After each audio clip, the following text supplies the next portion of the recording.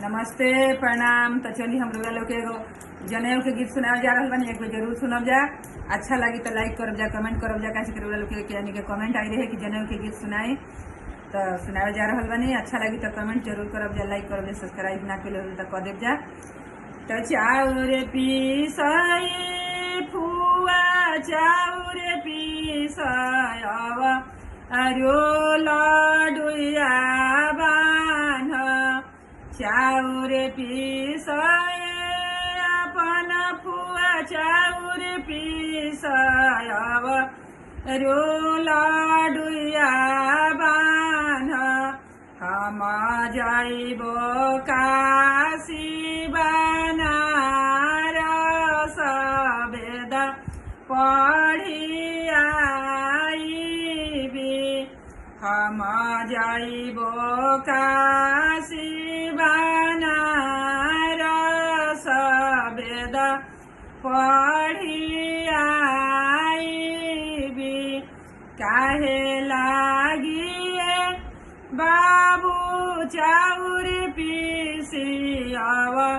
रोला डुया बान्ही घर ही में फूफा तहर पंडित बेदवा पढ़ा दिहे घर ही में फूफा तहर पंडित बेदवा पढ़ा दिहे चाउर पीसय दीदी चाउर पीसय अरो लाडुया बान्ह चाउर पीसय अपन दीदी चाउर पीसय अरो लाडुया बान्ह हम जाइबो काशी बनारस वेद पढ़ी आइबी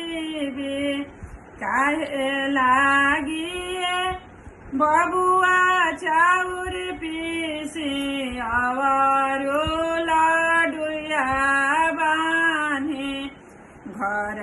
ही में जीजा तहरो पंडित वेद पढ़ा दिहे घर ही में जीजा तहरो पंडित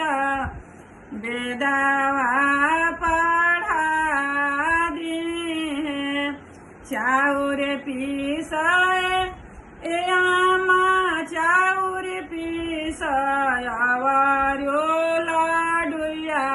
बान्ह हम जाइबो काशी बनारस वेद पढ़ी आइबी काहे लागिए बाबू चाउर पीसी अरो लाडुया बान्ही घर